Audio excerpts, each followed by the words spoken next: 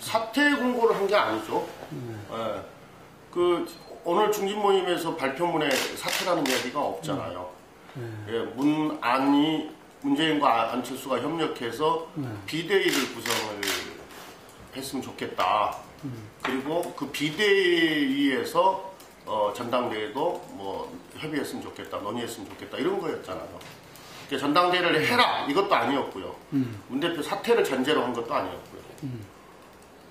그러면은 제가 오늘 회의에 참석하신 분하고 조금 전에 통화를 했었거든요. 그 중진 모임 회의에 참석하신 분하고 통화를 했는데 그 두 가지는 다 뺐다는 거예요.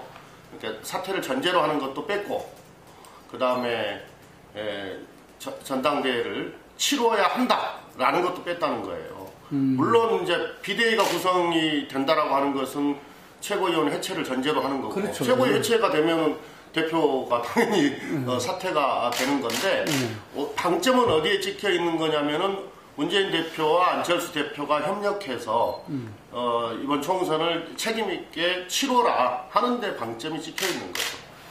그 이제 뭐 내용적으로 보면 그럴 수도 있는 건데요. 문안박도 사실은 우리가 이제 국민들한테 지지도가 가장 높은 세 분이 협력해서 선거를 치르는 것이 국민들 보기에도 좋고 가장 위력적일 거 아닙니까?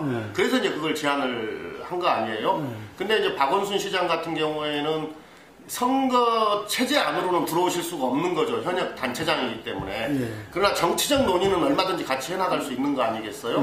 그래서 그건 매우 의미가 있었던 건데 지금은 이제 요 문제는 당장 지도 체제를 구축하는 문제이고 또 선거 체제로 가야 되는 거라서 핵심은 이제 그 당 내에서 활동하실 수 있는 가장 유력 주자 두 분이 손을 맞잡고 책임 있게 선거를 치러가는 것 이게 중요하다 이런 뜻으로 지금 다들 의견을 그렇게 내고 있는 거고 당내의 대부분의 의견은 그런 거 아니겠어요? 문재인 대표와 그 안철수 대표가 협력하는 것이 가장 강한 선거 체제를 구축하는 것이다라고 보는 거 아니겠어요? 그러니까 지난번에 문안박 그 제안도 그러니까 이 상식선에서 저는 제안을 했다고 보는 겁니다. 이제 근데 혁신연대 이제 당내 전대를 하자라고 말씀을 하셨는데 손을 맞잡고 힘을 강화하자라는 제안을 한 건데 한 사람 집에 가자 이래 버리니까 오히려 조금 고개를 갸우뚱하시는 분들이 많은 거죠. 만약에 액션을 먼저 했다가 안 대표께서 거절해버리면 그럼 그냥 지도부 공백 사태만 벌어지는 거 아닙니까?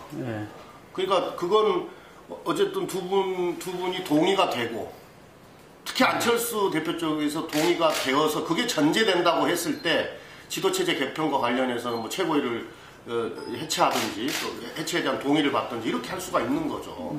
글쎄요, 저도 그 점을 잘 이해를 할 수가 없는데요. 그러니까 그러니까 가장 좋은 지금 뭡니까 체제를 갖추는 것은 국민과 우리 당원들이 원하는 방향에서 해주면 되는 거거든요. 먼저 우리가 지역구를 돌아다녀 보더라도 힘을 합쳐라예요. 요구가. 딴 거 아닙니다. 딱 간단하게 귀결됩니다. 힘을 합쳐라. 지금 박근혜 정부의 이 독선과 이 독주, 거의 지금 독재로 가고 있는 이 행태에 맞서려면 힘을 합쳐야지. 왜 안에서 너네들끼리 싸우냐거든요. 그러면 뭐 문안박이 됐든 또는 뭐 지금 현재 문안이 됐든 다 이게 힘을 합치라고 하는 그 요구를 받아들이고 있는 거거든요. 그런데 당내 전당대회를 치르자라고 주장을 하셨는데 그게 총선 앞두고 전당대회를 치르게 되면 출마자들, 지역위원장들을 포함해서 전국 각지에 있는 출마자들이 내가 공천받는데 어디에 유리할까 해가지고 다 줄서기를 할 거 아닙니까? 그러면 전국적인 분열 전대가 돼버리는 거죠. 지금 힘을 모아도 모자랄 판에. 총선 앞두고 치러진 전당대회는 다 통합 전당대회였었습니다. 그러니까 우리와 우리 민주당하고 바깥에 또 제 세력들이 통합하는 전당대회였거든요. 그러니까 통합과 관련한 여러 가지 뭐 지도체제나 공천 시스템이나 이런 거 다 갖춰 놓고 그리고 나서 지도부 뽑는 전당대회를 한 거거든요. 근데 지금 이제 총선과 관련한 이 시스템을 갖춰가고 있는 중 아닙니까? 거기는 혁신안도 탑재가 되어 있는 거고요. 이렇게 혁신을 실천하기 위한 여러 가지 시스템들을 만들고 있는 거 아닙니까? 그런데 지금 주장하시는 당내 전당대회는 이긴 사람이 혁신안을 만들어서 실천하자 이런 거거든요. 그러니까 과거에 총선 앞두고 치러졌던 통합 전당대회하고는 다른 겁니다, 이게. 지금도 바깥에 다른 쪽하고의 힘을 합치는 어떤 통합을 위한 전당대회는 그건 지금 아무도 거부하지 않지 않습니까? 만약 그런 경우가 있다면 그건 하겠다는 거 아니에요. 문재인 대표도 지금 그렇게 이야기하고 있지 않습니까? 아니, 이제 그런 이야기 있다는 것도 알고 있는데요. 그러니까 문안이 아직 이선으로 후퇴하고 퇴진하라는 거 아닙니까? 그런데 아니 어떤 선거가 국민들한테 가장 높은 지지도를 받고 있는 주자들을 빼놓고 치르는 체제가 어떻게 힘을 가질 수가 있겠어요? 그건 상식의 문제죠. 국민의 지지도가 가장 높은 사람들이 앞장서서 책임있게 선거를 치르는 게 가장 위력 있는 선거 체제가 되는 거죠. 그게 무엇을 문재인 대표가 내놓아야 되는지에 대해서 명료했으면 좋겠어요. 명료했으면 좋겠다. 그러니까 문안박을 제안을 할 때도 대표의 권한을 나눠 갖자고 한 거 아닙니까? 그러니까 1인 대표를 하다가 대표가 셋이서 하자. 그러니까 혼자 대표의 권한을 행사하지 않겠다. 셋이서 함께 행사하자. 이건 기득권을 내려놓는 거 아니겠어요? 그거보다 더 확실한 게 어디가 있는 거죠? 그렇죠. 일단은 민주주의 일반 원칙에도 어긋나 있는 거고요. 전당대회에서 뽑힌 지도부에 대해서 그만둬라 말아라. 이걸 지금 몇 달 동안 하고 있는 거거든요. 이거 일종의 반칙입니다, 이거. 혹자는 2002년도 그 노무현 후보 뽑아놓고 그 지지율 좀 떨어지니까 흔들어댔던 때의 대자뷰다. 부당협의 이렇게도 말씀하시는 분들도 있는데 매우 흡사해요. 이게 민주주의 일반 원칙에도 어긋날 뿐만 아니라 방금 말씀하셨듯이 문재인만으로도 안 되지만 문재인 없이도 안 되는 거 아니에요. 그리고 문재인도 살리고 그 다음에 안철수 대표도 국민적 지지도가 있는 분 아닙니까? 이분도 같이 살리고 이게 가장 현명한 문제 해결의 가장 현명한 방식이죠. 근데 국민적 지지도가 가장 높은 분들을 죽이고 빼고 이걸 문제를 해결하겠다라고 하는 것은 총선을 저도 좋다라고 생각하시는 분들의 이야기일 뿐인 거죠. 국민의 지지도가 가장 높은 분들을 빼놓고 누가 선거를 책임질 수 있겠어요? 객관적 기준을 만들어 놓지 않고 평가를 하면은 그게 불공정한 평가로 흐를 가능성이 있다라고 문제 제기를 할 수도 있겠죠. 근데 기준이 이미 공개가 됐어요. 매우 상세하게. 그 공개된 기준을 가지고 평가를 하는 거라서 그 누구도 그 기준을 자의적으로 바꿀 수가 없잖아요. 그럼 지금 현재 그 기준이 공정하냐 불공정하냐를 갖고 문제 제기를 하면 되는 겁니다. 공개가 됐으니까 만약에 문제가 있다면. 근데 이제 거기에서는 그리고 이제 20%의 이제 하위 20%를 인위적으로 이제 자르겠다라고 하는 이 혁신이에요. 그건 뭐 문재인 대표가 만든 게 아니잖아요. 혁신이가 만들어 놓고 가신 거죠. 저도 개인적으로는 그게 과연 선거를 하는 데 있어서 그게 좀 도움이 될까? 공천이라고 하는 게 사실은 여러 가지 고도의 정무적 판단들도 필요한 건데 라는 생각도 없지 않아 있어요. 그러나 만약에 혁신이가 그렇게 안을 만들어 놓고 갔는데 문재인 대표가 그거에 대해서 실천하지 않겠다라고 하는 순간 우리 당은 현역 의원들의 기득권을 지키려고 이렇게 혁신도 거부하는 그런 당이 돼버릴 거 아닙니까? 그러니까 문재인 대표는 그걸 지금 바꿀 수 있는 권한이나 힘이 없어요. 근데 예를 들어서 근데 문재인, 안철수, 또는 박원순 이렇게 협력 체제가 구축이 돼서 정치적 권위를 확고하게 구축을 한다라면 그 정치적 권위를 가지고 혁신안을 더 강화시킬 수도 있고 조금 더 보완할 수도 있고 조금 완화시킬 수도 있지 않겠어요? 근데 지금 문재인 대표 혼자 힘으로는 이걸 혁신위에서 만들어 놓은 안에 대해서 완화시킬 수 있는 힘이 안 되는 거죠. 그거 바로 이 비판에 직면하게 될 텐데요. 그러니까 지금 이제 당내에 그 이제 문재인 대표한테 요구되고 있는 것이 문재인 이 당신 가까운 사람들 또는 뭐 뜻을 같이 하는 사람들 뭐 이런 사람들부터 뭔가 이렇게 내려놓는 모습을 보여줘야 되는 거 아니냐라는 요구가 있잖아요.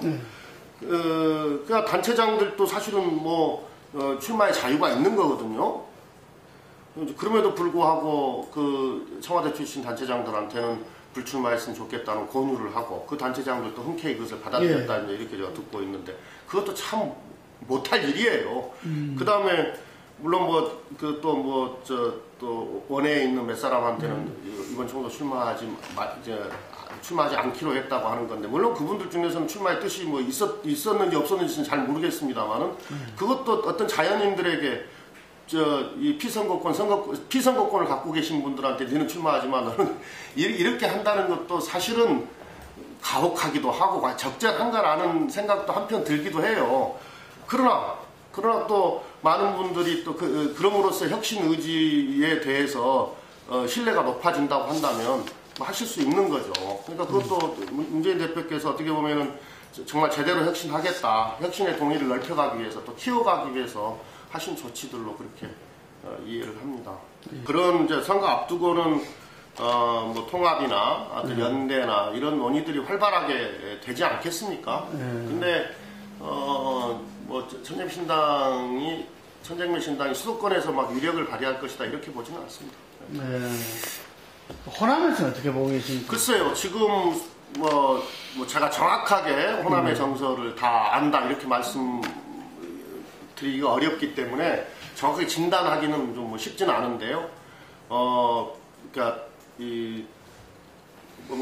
이제 경쟁은 될 텐데 만약에 이제 존재한다면 경쟁은 될 텐데 우리 당 입장에서는 능히 해볼 수 있다, 넘어갈 수 있다 이렇게 봅니다.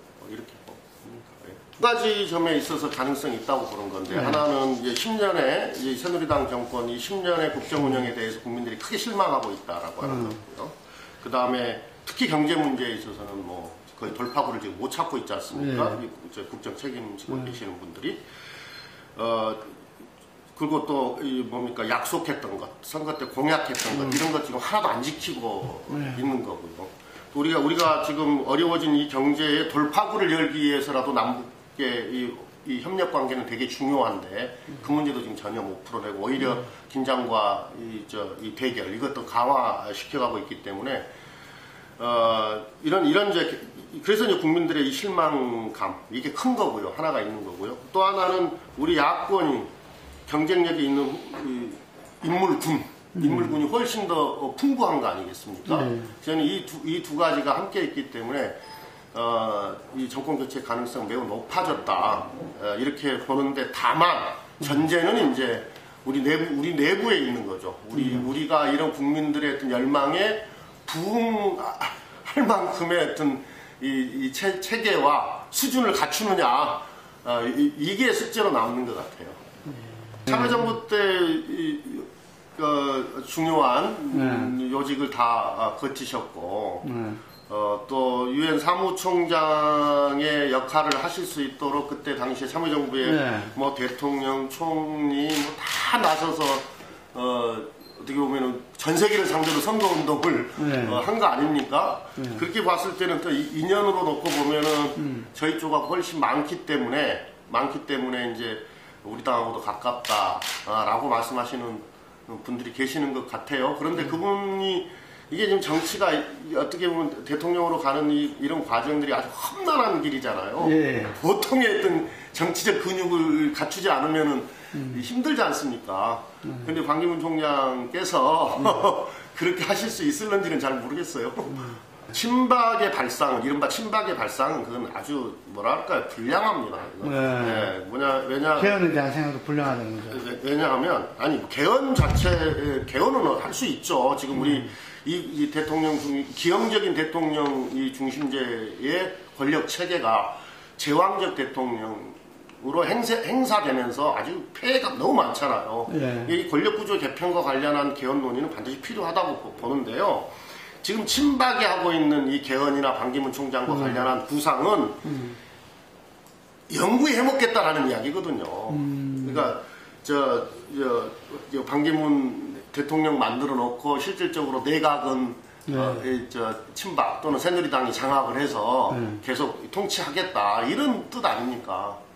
자기들 중심으로. 예. 그러니까 장기 집권의 계획 속에서 지금 나오고 있는 이야기이기 때문에 그걸 이 일부 친박 의원들이 하고 있는 이야기들은 조금 어떤 측면에서 보면 아주 불량스러운 그런 발상 아닌가 싶어요.